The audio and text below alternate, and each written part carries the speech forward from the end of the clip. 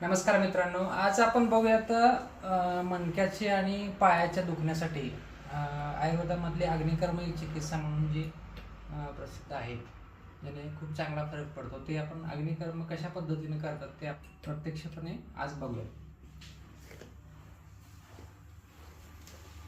तर ही सोन्याची आणि धातूची एक तार तयार करून घेतलेली आहे, जेणेकरून आपण हे अग्निकर्म ह्या काडीने करू शकतो.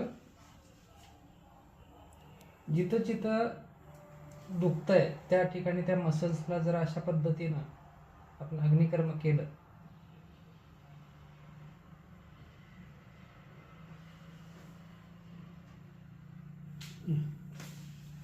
तर खूप चांगल्या पद्धतीनं रिझल्ट येतात. शरीरातला वाद कमी येतो. फक्त आपल्या मनात शंका असेल की फक्त पोळवल्याने त्रास कसं कमी होणार, तसं नाही आहे.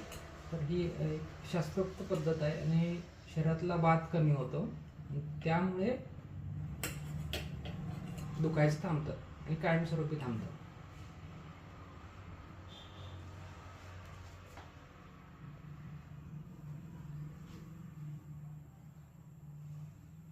फक्त शेक बसला पाहिजे.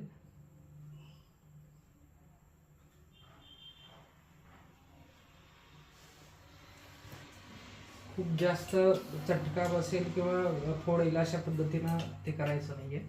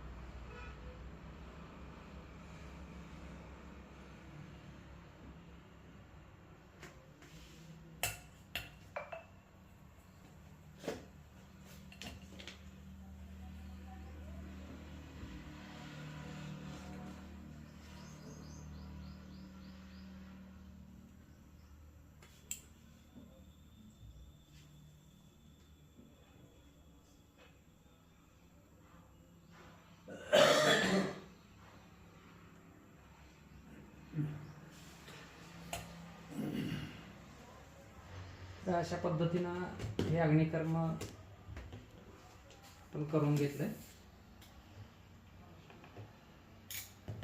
पहिल्या दिवशी तुम्हाला चालता येत होतं का?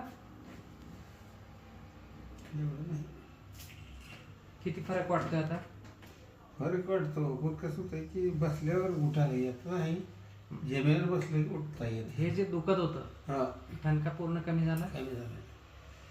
आता काय झालं, बसलेलं उठा येत नाही बाबा, असं जमिनीवर बसलं तर उठा येत नाही. मग असं ते तुमच्या पायाची ताकद कमी आहे त्यामुळे तसं होतं. असं दुखायचं जे आहे हो, ते कमी झाले. पूर्ण कमी आहे.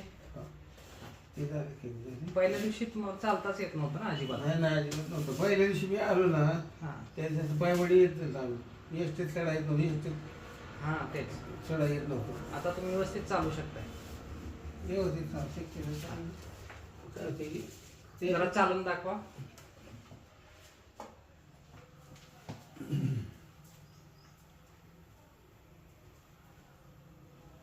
या आता माघारी.